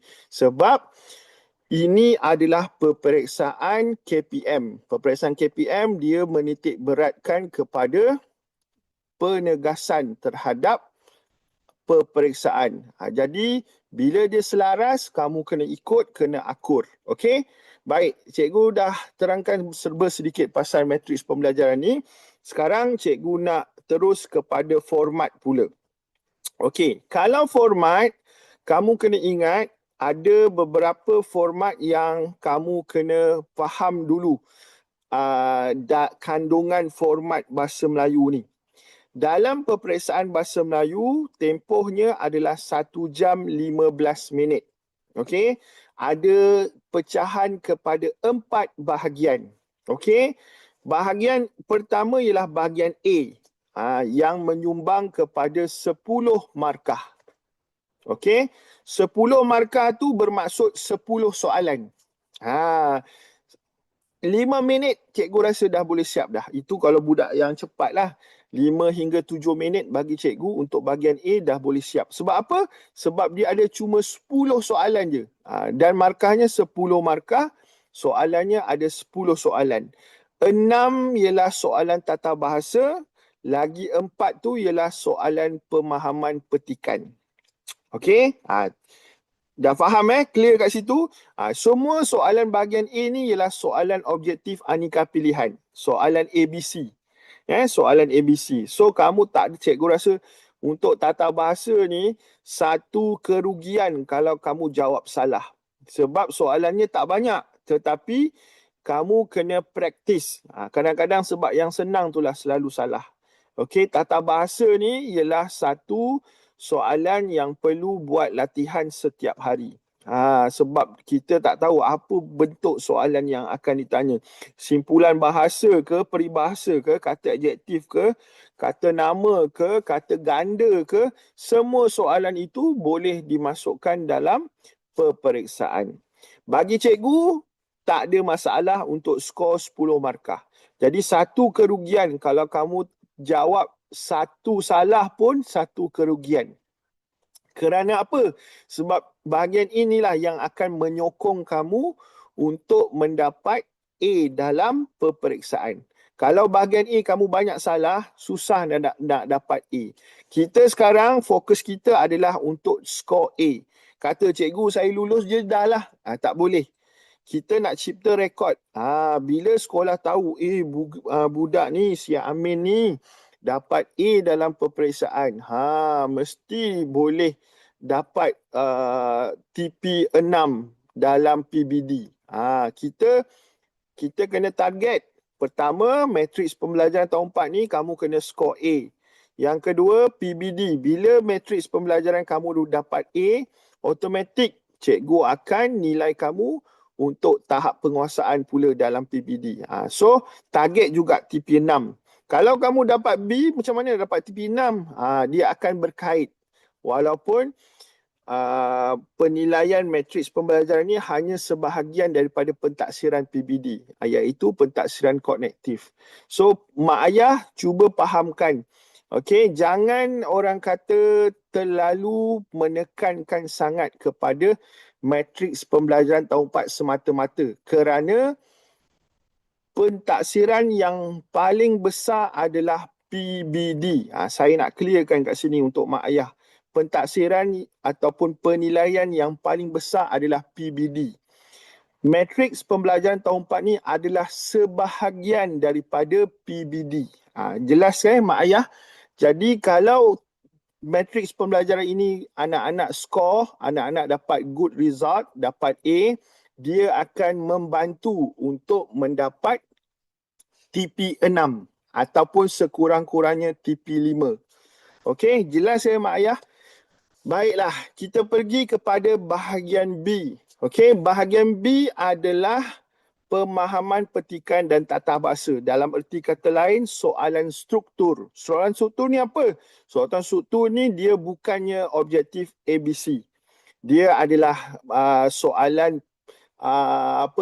pelbagai bentuk. Contohnya isi tempat kosong, suaikan, gariskan, bulatkan, ataupun soalan pemahaman dia perlukan jawapan dalam bentuk penulisan.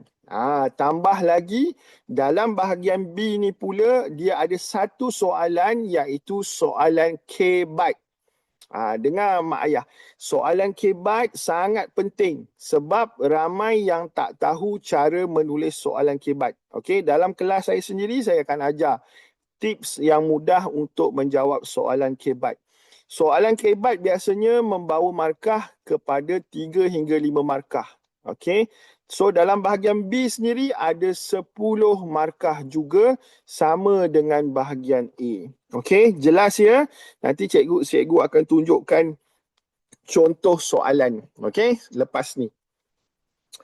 Baik, seterusnya adalah bahagian C. Bila dah masuk bahagian C, barulah masuk kepada penulisan. Jadi karangan yang harus dibuat dalam bahagian C ni unik sikit. Kalau saya ingat lagi, waktu UPSR dulu, zaman UPSR dulu ada karangan berbentuk ulasan. Ada soalan berbentuk penulisan ayat. Tapi kali ni ayat tak ada, langsung tak ada tulis ayat, banner ayat langsung tak ada. Terus kepada penulisan karangan. Uniknya, bahagian C ni dia bukan suruh kita buat ulasan. Dia bukan suruh kita buat rumusan. Dia suruh kita buat karangan juga. Tetapi karangan berbentuk satu perenggan. Itu bahagian C. Okey, kenapa saya kata unik? Sebab dia punya soalan biasanya berdasarkan gambar, tetapi gambar tu hanya berbentuk rangsangan sahaja, ataupun nak bagi kita idea sahaja. Kebanyakan ramai yang tak boleh jawab dengan betul dalam bahagian C. Nanti saya jelaskan lepas ni. Saya tunjukkan contoh karangan bahagian C. Saya terangkan format dahulu. So, faham dekat sini, kalau misalnya karangan yang dibuat lebih daripada satu perenggan. Contohnya anak-anak ni dia terlalu advance sangat, terlalu excited sangat, sampaikan arahan suruh tulis satu perenggan, dia tulis sampai 3 perenggan. Apa akan jadi? Maka soalan jawapan yang dia beri tidak dapat markah yang sepatutnya. Biasanya dalam skema pemarkahan, jika tidak mengikut arahan, markah tidak lebih daripada separuh. Maksudnya, total markah walaupun karangan tu baik sekalipun, hanya dapat separuh markah sahaja. Contoh, okey? Seterusnya adalah bahagian D. Saya lupa. Bahagian C tu berapa markah? 10 markah juga. 10 markah juga. Sebab tu saya kata, untuk bahagian A dengan B, jangan cicir markah. Jangan cicir markah. Sebab bahagian A dengan B ni adalah penyokong. Dia akan sokong untuk dapat A. Kalau bahagian A dengan B ni dah banyak cicir markah, dah banyak kesalahan, susah nak dapat A. Sebab kekuatan kamu adalah pada bahagian C dengan D. Okey, bahagian C satu perenggan karangan dan kita masuk kepada bahagian D. Bahagian D ialah karangan sebenar. Dengar ni semua, murid semua. Bahagian D ialah karangan sebenar dan markahnya sebanyak 20 markah. Banyak tu, 20 markah. Jadi kalau 20 markah, takkanlah nak tulis karangan satu perenggan je. Takkanlah nak bagi karangan satu muka surat je. Mestilah sekurang-kurangnya bahagian D ni at least 4 perenggan. Jangan terlalu sikit. Jadi had bilangan perkataan pun sudah dinyatakan. Cikgu pasti dekat sekolah kamu pun, cikgu-cikgu sudah pun menerangkan format ini dan tak sepatutnya kamu tak boleh jawab berdasarkan apa persediaan yang kamu telah lakukan. Okey? Baik. Seterusnya, bila kita campur semua sekali, barulah jumlahnya ialah 50 markah. Banyak tak? Banyak. So, 50 markah ni darab dengan 2 jadilah 100. So, kebiasaannya kalau skema menyatakan 80% ke atas dapat A, maka kamu dapat A lah. Kalau bawah 80 tak dapat A, maka tak dapatlah. Bergantung kepada skema yang ditetapkan. Okey? Faham ya? Okey, so berapa minit yang perlu disiapkan semua 4 bahagian ni? 1 jam 15 minit. 1 jam 15 minit. Kalau kita ambil masa, contoh bahagian A kita ambil masa 10 minit. Dah 10 minit dah. Bahagian B kita ambil masa 10 minit juga. Dah 20 minit dah. So balance ada berapa? 1 jam 15 minit bermaksud 60 campur 15 minit. 60 campur 15, 75 minit. So 20 dah ambil masa untuk bahagian A dengan B. So 75 tolak 20, tinggal 55 minit. Jadi kamu ada masa lagi lebih kurang 55 minit untuk siapkan bahagian C dengan D. Cadangan cikgu, kamu boleh tetapkan terus 30 minit untuk karangan bahagian D, 20 minit untuk bahagian C dan 5 minit baki tu kamu boleh buat untuk semakan. Semak semula ayat dari segi ayat, tanda baca. 5 minit tu untuk semak semula semua jawapan yang kamu telah buat. So, jangan kata tak cukup. Masa tu ada, terpulang kepada kamu untuk menyusunnya. Kalau kamu ambil masa bahagian A pun sampai 15 minit, satu kerugian. Sebab bahagian A ni tak perlu masa yang panjang. Sebab dia objektif aneka pilihan. So, bagi cikgu, bahagian A tu memadai 10 minit. Cikgu ulang semula. Bahagian A, kamu ambil masa 10 minit. Bahagian B 10 minit, kat situ dah 20 minit. So, kamu ada 75 minit. Jadi, baki tolak 20 minit, tinggal 55 minit. 55 minit, 30 minit untuk bahagian D, 20 minit untuk bahagian C dan 5 minit baki tu adalah untuk semakan. So, faham? Jelas? Jangan kata cikgu saya tak cukup masa, satu kerugian kalau kamu tak boleh siapkan bahagian D. Biasanya apa yang berlaku, cikgu tengok dia ambil masa terlalu lama dekat bahagian A. Tiba-tiba dia masuk bahagian B, dah hampir 20 minit kat situ. Bahagian B pun dia ambil masa lama, dia tengok jam, dia dah kelang kabut dah. Alamak, tinggal lagi 40 minit. Di bahagian C tu dia main tulis sahaja dan akibatnya bila masuk bahagian D, dia cuma tinggal berbaki 20 minit. Jadi bila dia buat bahagian D tu dah tak sempat, kejap padam, kejap tulis, kejap padam, habis masa begitu saja. Itulah yang cikgu kata perancangan tu perlu ada. Lepas ni cikgu akan tunjukkan beberapa teknik penulisan, format penulisan dan yang paling penting tolong beri perhatian cara menulis ayat dengan betul. Okey? Jelas ya? Baik, kita nak pergi kepada slide yang seterusnya.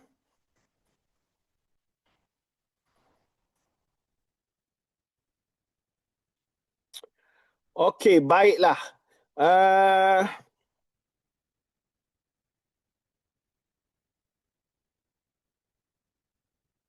Sekejap ya guys.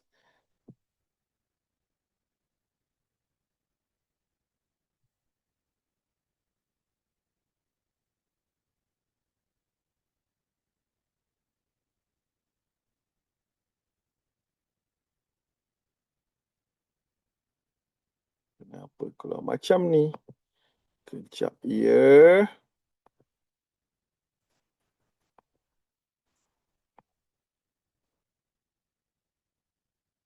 Okey, baik. Sekarang cikgu akan tunjukkan sebenarnya ialah ini walaupun kelas percuma tapi cikgu tunjukkan jugalah. Okey, sebab cara cikgu mengajar dalam kelas, cikgu banyak bagi panduan tentang formula menulis karangan. Jadi berdasarkan formula ni, murid-murid biasanya akan lebih terpandu. Maksudnya dia tahu apa step-step yang perlu dibuat. Kalau kita bagi murid buat begitu saja, kemungkinan pertama kurang idea. Bila kurang idea maksudnya kurang isi, susah nak dapat skor markah. Setakat lulus boleh. Tapi kalau nak dapat skor A, kena ada cara dia, ada teknik dia. Okey, sesetengah murid dia pandai menulis tapi tak ada isi. Dia dalam erti kata lain pandai goreng. Goreng memang sedap kan? Goreng je, dia tulis je ikut suka hati dia. Apa terlintas dekat fikiran, dia tulis je. Itu dalam istilah kata lain, itu dipanggil goreng. Tapi dalam dia menulis menggoreng itu, tak ada langsung idea yang boleh memberikan markah. Itu kesilapan murid yang selalu berlaku. Yang kedua, sekadar beri isi tak cukup. Ini ingat, mak ayah yang ada di sini dengar baik-baik. Tolong latih anak sekadar beri isi, idea, dia minta yang berdasarkan soalan, dia bagi isi, anak-anak bagi isi. Tapi apa yang menyebabkan anak-anak tak boleh dapat markah lagi? Sebab tak ada huraian. Okey, huraian perlu ada. Apa maksud huraian? Huraian tu maksudnya penerangan terhadap isi tersebut. Okey, jelas. Okey, kena ada penerangan terhadap idea yang diberi. Kalau sekadar bagi idea, contoh, apakah kebaikan membaca buku? Dengar baik-baik. Apakah kebaikan membaca buku? So, apa jawapan dia? Jawapannya adalah menambah ilmu. Contoh, itu adalah idea lah. Ideanya ialah menambah ilmu pengetahuan. Sebab apa? Soalan ditanya kebaikan membaca buku. So, ke anak-anak bagi jawapan. Menambah ilmu pengetahuan. Itu sahaja. Tak ada huraian. Kenapa menambah ilmu pengetahuan itu, membaca buku tu boleh menambah ilmu pengetahuan? Dia tak jelaskan. Dia tak jelaskan perkara tersebut. Bila tak jelaskan, maka markah tu hanya daripada 5 markah dia dapat 1 je. Nampak tak? 5 markah untuk isi, penerangan dan juga contoh. Contoh tu tak kisahlah contoh ke, akibat ke, kesan ke. Itu semua kena jaga. Baik. Kita pergi kepada bahagian C dahulu. Okey, bahagian C ni ialah karangan pendek. Karangan pendek satu perenggan. Okey. Cikgu namakan sebagai formulanya ialah PIT dan PIK. Nampak pelik kan? PIT dan PIK. Sebut betul-betul. Jangan tertukar huruf pula. PIT dan PIK. Okey. So apa maksud PIT dan PIK ni? PIT dan PIK ni adalah penulisan untuk karangan pendek satu perenggan yang bermaksud P tu maksudnya pendahuluan. Okey. So dalam pendahuluan itu sendiri dia ada I, dia ada T. Apa maksud I dengan T tu? I tu bermaksud isu. Tengok yang nombor 1, hijau nombor 1 tu. Itu bermaksud ayat pertama. Okey. So dalam ayat karangan pendek dia ada 5 sahaja. Dengan kelas Cikgu Daniel, cikgu tak ada nak serabutkan fikiran anak-anak. Okey, kelas Cikgu Daniel sekadar 5 ayat saja untuk skor 10 markah. Korang kalau buat ikut step cikgu ajar ni, insya-Allah 10 markah dalam tangan. Okey. So nombor 1 tu ialah bilangan ayat. Untuk ayat pertama. Okey. So ayat pertama mesti ayat isu. Ingat tu. Ayat pertama mesti ayat isu. Ayat kedua, kelas Cikgu Daniel, cikgu dah ajar, mesti start dengan perkataan terdapat beberapa. Nanti cikgu bagi tahu sebab apa kena gunakan perkataan tu. Senang sangat. Bila anak-anak terpandu dengan ikut step ini, maka cikgu pernah test seorang budak, cikgu bagi soalan, guna formula PIT dan PIK ni, dia boleh menghasilkan karangan dalam tempoh 8 minit sahaja. Ada yang boleh 5 minit. Tapi cikgu nak tekankan bukan masa itu kamu tentukan. Tidak. Masa itu tak penting. Yang penting karangan kamu betul caranya. Okey. So bila kamu terpandu dengan formula ini, aturan ini, barulah kurang berlakunya keciciran markah. Okey. Okey, baik, kita sambung lagi. Ayat pertama tadi ialah ayat isu, ayat kedua ialah terdapat beberapa, ayat ketiga ialah isi satu. I1 tu bermaksud isi satu. Bermaksud kita masukkan isi pertama dalam ayat ketiga. Okey. Ayat kedua, ayat keempat ialah isi kedua. I2 tu maksudnya isi nombor 2. Maksudnya berapa ada isi ke dalam satu karangan? 2 cukup. Kita bukan buat karangan panjang. Kita buat karangan pendek. So karangan pendek ni memadai 2 isi. Dan satu lagi, ayat kelima ialah K. Apa maksud K? K tu ialah kesimpulan. So jadilah 5 ayat lengkap untuk satu perenggan. Ada yang tanya cikgu, cukup ke isi 2 isi ni? Cukup. Sebab kita dah cukup ramuan dalam satu perenggan, dah ada pendahuluan, dah ada keterangan, dah ada isi dan dah ada kesimpulan. Cukup ramuan dalam satu perenggan. Kenapa saya tegaskan 5 ayat sahaja? Sebab dalam karangan pendek bahagian C ni, dia cuma benarkan kita tulis 50 patah perkataan. Ingat tu. Dia cuma benarkan kita tulis 50 patah perkataan sahaja. Sebab tu saya kata hati-hati. Jangan syok sendiri nak tulis karangan beria-ia, bersungguh-sungguh. Saya faham semangat tu membuak-buak. Tapi kena hati-hati sebab kalau lebih daripada bilangan perkataan yang ditetapkan, boleh ditolak markah. Dengar tu anak-anak semua. Dengar murid-murid semua. So jangan suka hati je nak tulis. Cikgu, saya tak nak buat satu perenggan. Saya rasa saya ada banyak idea nak tulis. Saya nak buat 3 perenggan. Tak boleh. Sebab aturannya bahagian C ni, dia dah cakap dah awal-awal, karangan mesti 1 perenggan, bilangan perkataan tidak lebih 50 patah perkataan, dan mestilah berdasarkan kepada soalan. Nanti kita tengok contoh soalan. So ada yang tanya kepada cikgu, cikgu kalau saya tulis 55, kena tolak markah ke cikgu? Bagi cikgu, setakat 55 tu, kalau pemeriksanya adalah cikgu sendiri, cikgu tak akan tolak markah. Kecuali kalau dah sampai 60 tu dah dikonsider sebagai tidak mengikut arahan. Faham tak? Okay, so bila kamu kata jangan risau. So bagi cikgu, kalau kamu terlebih sikit 55, 56 itu dimaafkan. Tapi kalau sampai 60, susah nak dapat markah penuh. Mesti kena tolak markah punya. Okay, baik.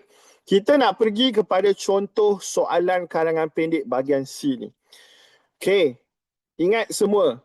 Setiap kali kalau kita nak buat karangan, pastikan karangan tersebut mengikut arahan soalan. Banyak kebanyakan cikgu tengok soalan UASA tahun 6. Okey, tahun 5, tahun 6 lah. Dia buat karangan memang bagus, tapi tak mengikut soalan. Dia sebab apa puncanya? Sebab dia tengok gambar sahaja. Dia tengok gambar, dia terus buat karangan. Nampak tak? Sebenarnya gambar ni teknikal saja. Gambar ni adalah rangsangan saja. Yang dia suruh buat adalah berdasarkan arahan. Tu yang cikgu kata. Janganlah main buat je. Kena baca arahan. Okey, kita baca arahan dulu. Gambar di bawah menunjukkan sebuah keluarga yang pergi bercuti bersama-sama.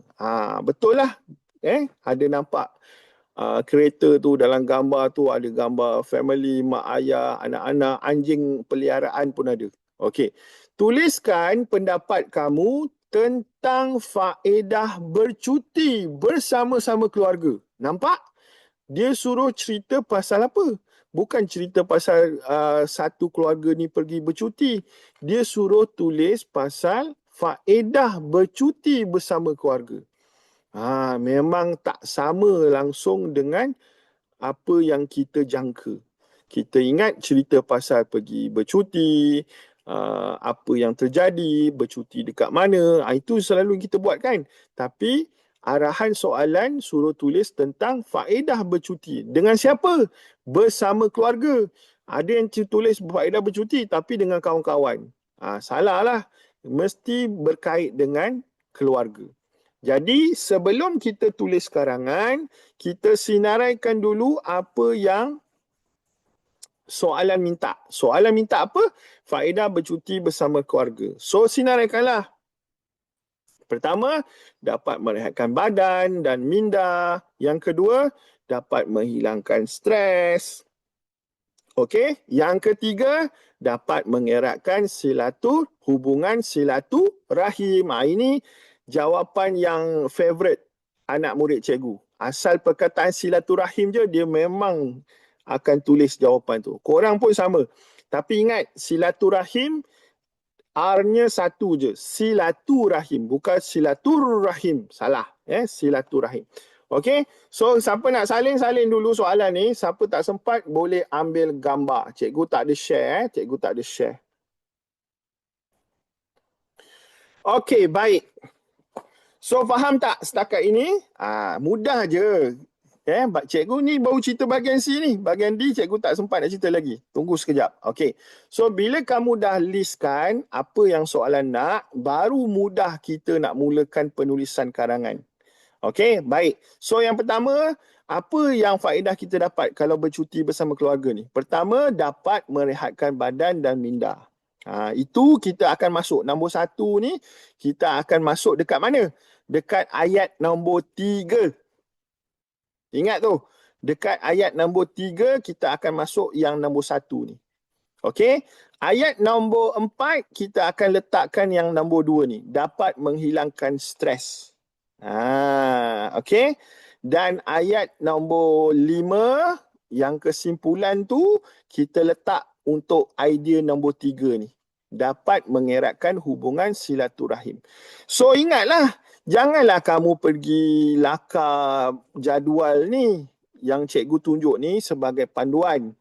Jadi dalam erti kata bila exam nanti kamu dah lekat dah memori kamu formula PIK dan PIK ni. Jadi kalau dah lupa bolehlah lakar dekat kertas ruang kosong kat situ lakar. Tapi janganlah kamu pergi masukkan dalam karangan kamu. Ini belum buat karangan lagi. Sebab cikgu nak terangkan jadual ni saja dulu. Okey, faham setakat ni? Okey, baik.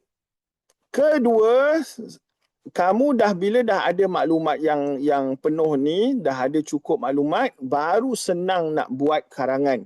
Sebab bila mana kamu terus buat, kejap padam, kejap tulis, kamu tak ada, apa orang kata, tak ada persediaan.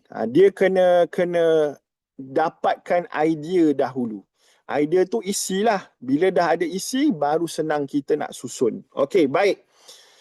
Selepas itu, barulah kita mula menulis karangan. Okey. So, bila nak tulis karangan, okey, kamu kena ikut aturan. Pertama, cikgu cakap tadi, ayat untuk isu, ayat pertama. So, yang warna merah tu ialah ayat isu. Macam mana cikgu nak tulis ayat isu? Senang je. Kamu ambil kata kunci. Apa kata kunci untuk soalan ni? Kata kunci tu maksudnya keyword ataupun perkataan yang difokuskan. Cerita ni cerita pasal apa? Cikgu dah puas pusing dah. Cerita ni cerita pasal apa? Cerita pasal percutian. Percutian dengan siapa? Percutian dengan keluarga. So itulah isu dia. Okey? So macam mana nak tulis? Percutian bersama keluarga amat penting agar hubungan kekeluargaan dapat dijalinkan. Terus dapat markah. Mudah tak? Satu markah dah dapat dah. Okey, 2 markah dah dapat dah. Okey? Baik. Ayat kedua.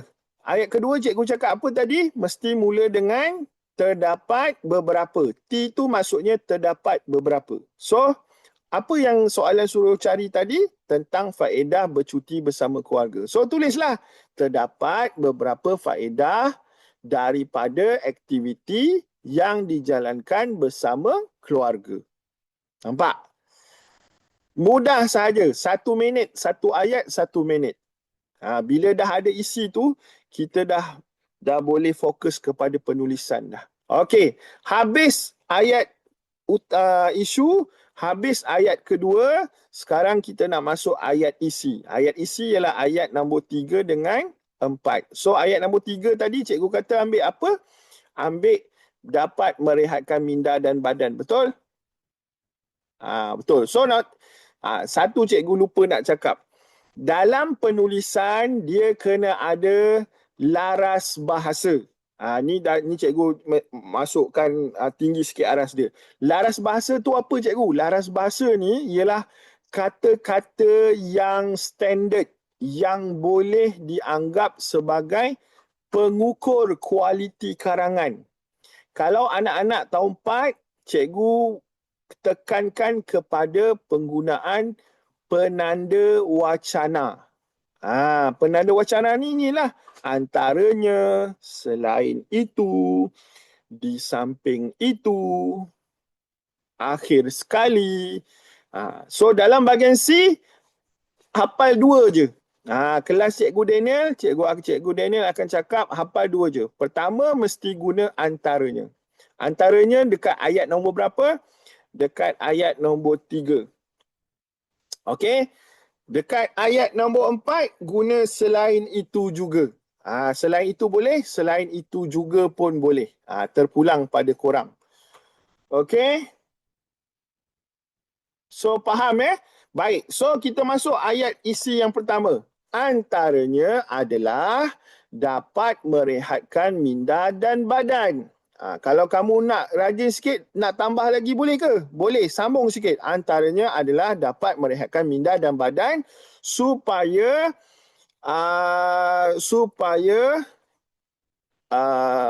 seluruh ahli keluarga berasa selesa, berasa seronok. Tapi kalau panjang sangat, hati-hati juga.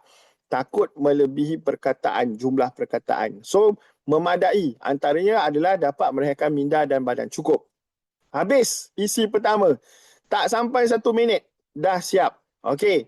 Seterusnya, ayat yang keempat.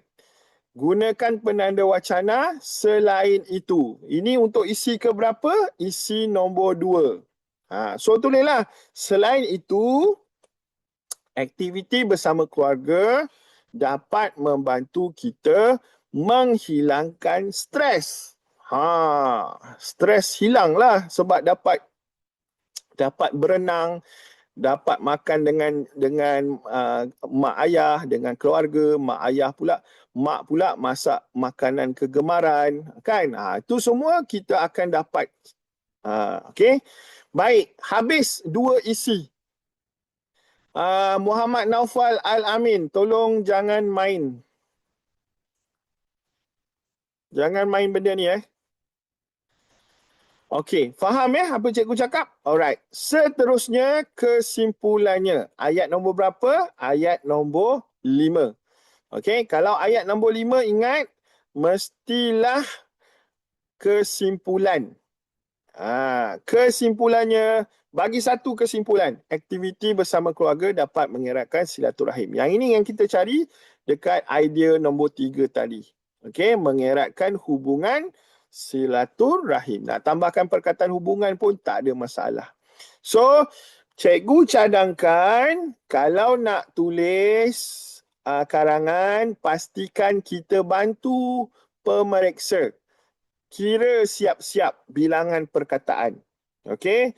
Jangan sekadar tulis tapi kamu tak bantu pemeriksa untuk kira bilangan perkataan. So, 43 patah perkataan ni just nice.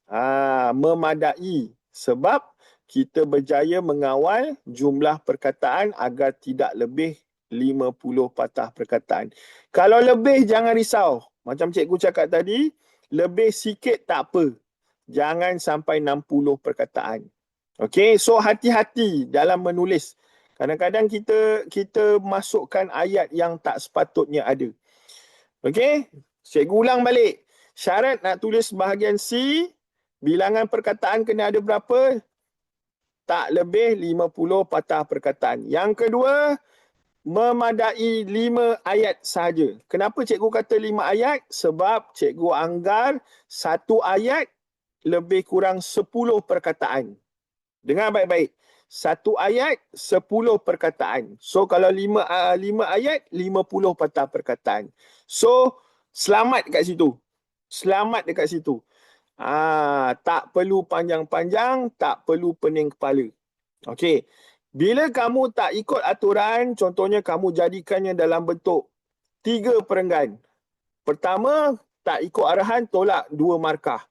Yang kedua, tak tolak lagi kesilapan ejaan, tanda baca, penggunaan bahasa, struktur ayat. Itu tak tolak lagi. Jadi daripada 10 markah, tinggal 5 markah. Rugi tak? Rugi sangat-sangat. Sebab kamu tak jaga apa aturan yang perlu dibuat. Ada soalan nak tanya cikgu? Cikgu tak boleh buka mic sebab terlalu ramai, jadi cikgu pergi kepada soalan dari mesej saja.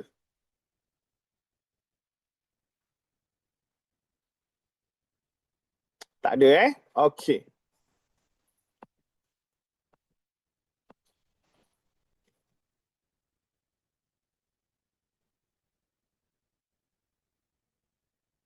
Okey, nak salin-salin silakan.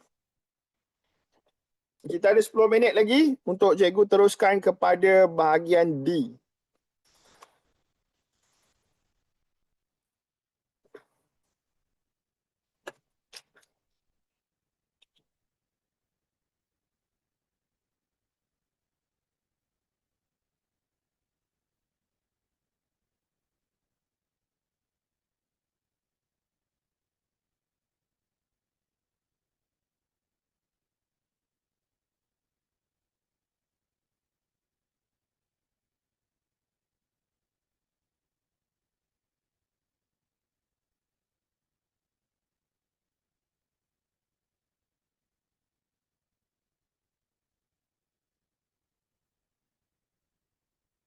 Okey, semua dah salin semua?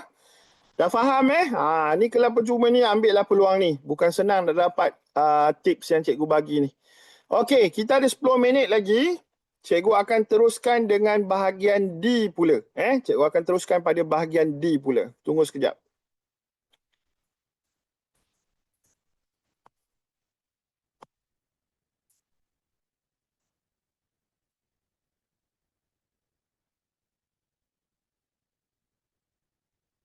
Okey, baik. Kalau kamu lihat di sini, bahagian D ni dia banyak formula.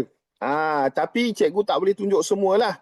Cikgu akan tunjuk satu formula yang cikgu panggil sebagai 2S, 2B, SB, SB. Korang, cikgu rasa 2 minit dah boleh hafal dah. Cikgu pernah test budak tahun 4. Cikgu pun tak sangka. 1 minit dia boleh hafal. Okey, apa itu 2S, apa itu 2B, apa itu SB, SB. Okey, salinlah. Siapa nak salin, salin. So, formula 2S, 2B, SB, SB ni sesuai untuk situasi ataupun kejadian. Kadang-kadang soalan dia tanya, ceritakan berdasarkan gambar. Biasanya kalau soalan bahagian D ni, dia more to the picture. Lebih kepada penggunaan gambar. So, gambar yang dibagi tu adalah kejadian yang melibatkan situasi keadaan diri kamu sendiri. Contohnya, waktu rehat tu, kamu terjumpa satu dompet. Dalam dompet tu pula ada duit yang banyak. Dekat sekolah lah ni maksudnya. So, apakah tindakan kamu? Jadi, formula 2S, 2B, SB, SB ni sangat-sangat sesuai untuk berikan kamu panduan menulis. Kalau ikutkan di sini, 2S, 2B, SB, SB ni ialah 8 perkataan. Okey, kamu tengok 8 perkataan ni. Okey, apa itu 2S, 2B, SB, SB ni? 2S tu ialah sedang, sibuk. 2S kan, satu sedang, satu sibuk. Semua mula dengan huruf S. 2S, okey, sedang dan sibuk. 2B, bersama-sama berasa, itu 2B. SB, seperti berpesan. SB satu lagi, selesai berharap. Okey, so semua perkataan ini mesti ada dalam karangan kamu. Setakat ni faham Mesti ada dalam karangan kamu. Ada berapa ayat semuanya? Cuba kira. 1, 2, 3, 4, 5, 6, 7, 8. Okey, 8 ayat ni memadai ke kalau nak dapat A? Bagi cikgu belum cukup mantap. Okey, cikgu tunjukkan ini kepada murid yang tak pandai sangat nak tulis karangan. Tapi murid yang advance, murid yang pandai, dia akan gunakan 8 ini, tapi dia akan masuk lagi ayat dia sendiri. Itu untuk murid yang pandai. Dia akan ambil 8 perkataan ini juga untuk masukkan dalam karangan dia, dan dia akan tambah ayat dia sendiri supaya lebih mantap. Okey, kita tengok contoh soalan yang pertama. Okey, berdasarkan bahan grafik di bawah, tulis sebuah karangan lengkap. Panjang karangan hendaklah antara 80 hingga 100 patah perkataan. Yang ini dia dah bagi tahu siap-siap dah. Yang ini jangan risau. Kalau soalan kamu buat karangan bahagian D ni, tiba-tiba kamu tulis sampai 120. Kena tolak markah ke? Tak. Bahagian D, dia tak ada had bilangan perkataan. So, jangan risau. Walaupun dia tulis sini 80 hingga 100, cikgu bagi jaminan kalau kamu tulis sampai 150 pun, markah tak akan ditolak. Tetapi, lagi banyak kamu tulis, lagi tinggi risiko kena tolak markah. Sebab apa? Sebab kesalahan dalam ayat. Takut lagi banyak kamu tulis, lagi salah ejaan, lagi banyak salah tanda baca. So, hati-hati juga. Nak tulis boleh, tapi kurangkan kesalahan. Okey? Baik, so dia akan bagi soalan macam ni lah. Pada satu pagi, saya terjumpa sebuah dompet di koridor sekolah. Itu ayat yang dia bagi. Jadi kamu sebagai penulis, kamu masukkan yang cikgu cakap tadi, 2S, 2B, SB, SB itu dalam karangan kamu. Macam ni cikgu terus masukkan saja. Jadi ayat cikgu mesti ada perkataan sedang. Contoh ayat dia, ketika itu saya sedang menuju ke kantin untuk membeli makanan. Nampak? So ada perkataan sedang di situ. Ayat kedua, lepas sedang apa tadi? Sibuk. Cikgu masuk ayat kedua, sibuk. Ramai murid sibuk ke kantin untuk menjamu selera. Nampak? Jelas? Okey, so kamu dah ada dah dua perkataan mengikut formula 2S, 2B, SB, SB itu. Okey? Ayat ketiga, cikgu selang satu baris sebab cikgu bagi anggaran dua ayat atau tiga ayat masuk perenggan yang baharu. Okey. Perenggan yang kedua. Saya bersama-sama rakan yang lain mengambil keputusan untuk berjumpa dengan guru disiplin Cikgu Azman di biliknya. Nama cikgu disiplin tu Cikgu Azman. So kamu gunakan perkataan apa tadi? Bersama-sama. Okey, so ni 2B. 2S, 2B. 2B ni bersama-sama dengan berasa. Ayat keempat ialah perkataan apa tadi? Berasa. Tulis, saya menceritakan kejadian itu kepada Cikgu Azman dan berasa bangga kerana dapat memulangkan dompet tersebut. Habis 2B. 2S dah habis, 2B dah habis. Sekarang cikgu nak masuk dekat SB pula. SB, cikgu masuk perenggan baru. Setiap dua, cikgu masuk perenggan baru. Okey, kalau SB pula, perkataannya apa? Seperti dengan berpesan. So, cikgu tulis, Cikgu Azman menasihati murid-murid agar mencontohi sikap jujur dan bertanggungjawab seperti yang saya lakukan. Nampak? Perkataan seterusnya ialah berpesan. Siapa yang berpesan? Cikgu Azman lah kan? Takkanlah kamu nak berpesan kepada Cikgu Azman pula. So, gunakan kata ganti nama beliau. Beliau berpesan agar sentiasa berwaspada dan berhati-hati agar tiada kehilangan barang yang berharga. Nampak? Mudah saja. Kalau kamu dah ada aturan ni, kamu boleh hafal semua perkataan ini dalam tempoh 1 minit je. Sedang, sibuk, bersama-sama, berasa, seperti berpesan, selesai, berharap. Dia hafal dua-dua. Sedang, sibuk, 2. Bersama-sama, berasa, 2. Seperti berpesan, 2. Selesai, berharap, 2. So, kalau kamu hafal 8 perkataan ini, at least 8 ayat dah ada dalam tangan. Faham? Okey. SB yang seterusnya, selesai dengan berharap. Selepas selesai menyerahkan dompet itu, saya dan kawan-kawan kembali semula ke dalam kelas. Saya berharap dompet itu akan dapat diserahkan kepada pemiliknya nanti. Okey, kalau kamu kira ni, cikgu kira tadi, bilangan perkataan lebih kurang 95 patah perkataan. Cukup ke? Cukup. Tapi bagi cikgu, kalau korang nak betul-betulkan mantap korang punya karangan, tambahlah ayat kamu sendiri. Yang ini boleh tambah sebab dia tak ada had. So tambahlah. Nak masukkan peribahasa pun boleh. Siapa yang pandai peribahasa, masukkan peribahasa. Oleh itu, kita haruslah berhati-hati dalam hidup kita. Bak kata pepatah, sediakan payung sebelum hujan. Contoh. Siapa yang boleh masukkan peribahasa, dalam kelas Cikgu Daniel, cikgu akan listkan peribahasa mana yang sesuai. Mantap. Boleh dapat markah bonus. Okey? Faham ya? Cikgu tak boleh jelaskan lagi sebab waktu yang cikgu beri ni hanya ada 1 jam sahaja.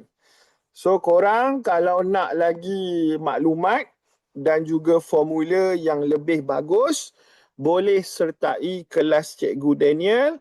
Kelas Cikgu Daniel setiap hari Khamis. Setiap hari Khamis. Pukul 8 sampai 9 malam. Korang bolehlah sertai kelas Cikgu Daniel.